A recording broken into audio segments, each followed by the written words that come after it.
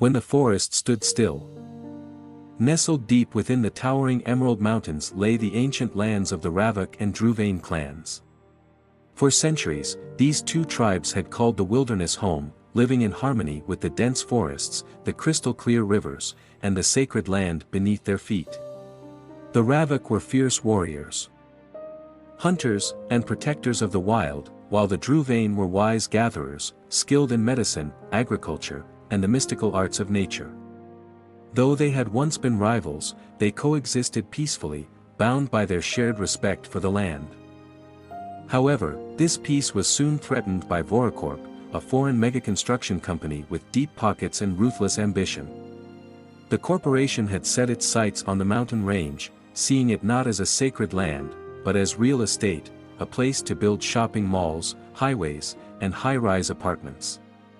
Their plans promised wealth, progress, and modernization, but to the Ravok and Druvain, they promised destruction.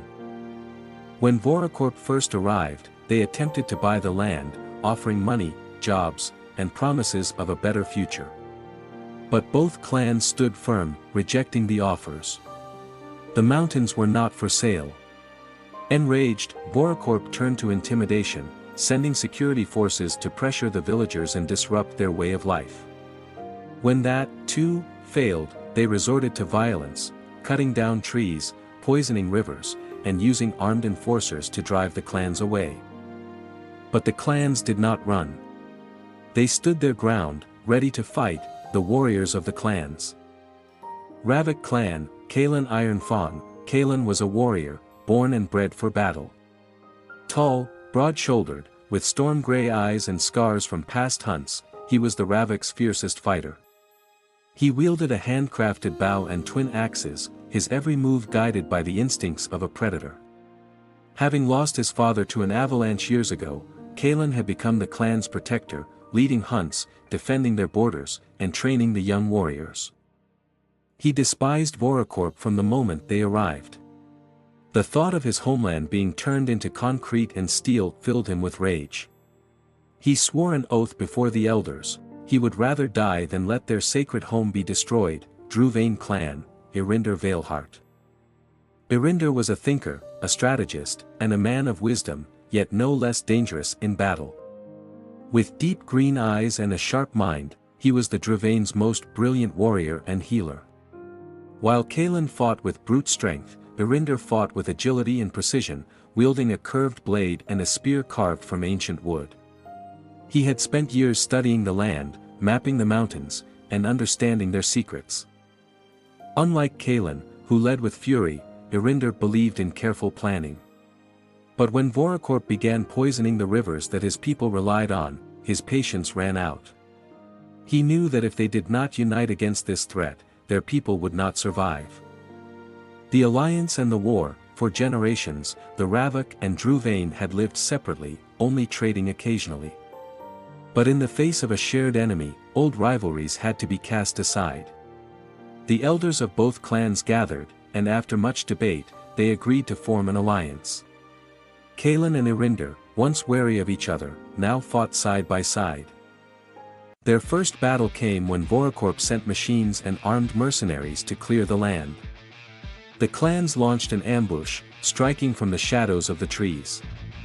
Arrows rained from the treetops, warriors leaped from the cliffs, and fires spread through the invaders' camp. The first battle was a victory, but it would not be the last. Voracorp retaliated with greater force. Helicopters roared overhead, floodlights turned night into day, and men with guns hunted the clans like animals. The war for the mountain had begun. Love in the midst of war, amidst the chaos, Kalan found himself drawn to Liara, a healer of the Druvain, with hair like woven sunlight and a spirit as fierce as any warrior. She was no fighter, but she cared for the wounded, moved through the battlefield like a ghost, and whispered words of strength to dying men. Kalan had never known love, only duty, but in her, he found a reason to keep fighting beyond vengeance. Irinder, too, found his heart tangled in the war. He had always believed love was a distraction, but Saris, a Ravok warrior, changed his mind. She was relentless, her blades sharp, her mind sharper. In the quiet moments between battles, they found solace in each other's arms, knowing that any day could be their last. The final stand, the war dragged on, leaving the land soaked in blood. Many brave warriors fell, brothers, sisters, lovers. The air grew thick with smoke, the rivers dark with poison.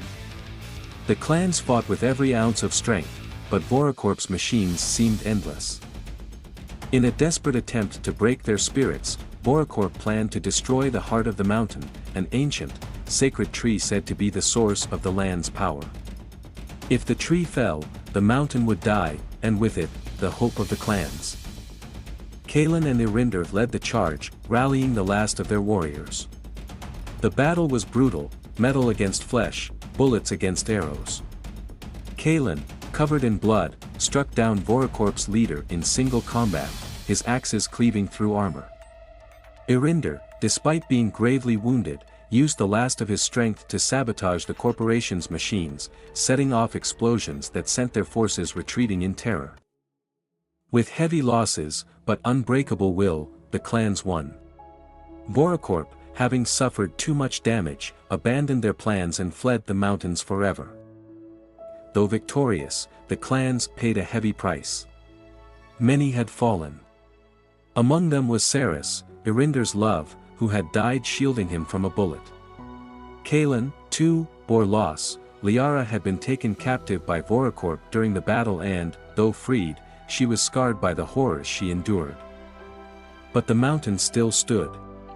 The rivers would heal, the trees would grow again, and the spirits of the fallen would forever be part of the land. Kalen and Irinder, once strangers, now stood as brothers, bound by blood, loss, and victory, and as long as they lived, they would ensure that no invader ever set foot on their sacred land again. It was not just for survival, it was for the soul of the mountain. The Ravak and Druvain had proven that no amount of money, no force of men, could ever claim what belonged to the wild, because some lands are not meant to be bought. Some lands are not meant to be tamed. Some lands must be protected, no matter the cost, and so, the last guardians of the mountain remained.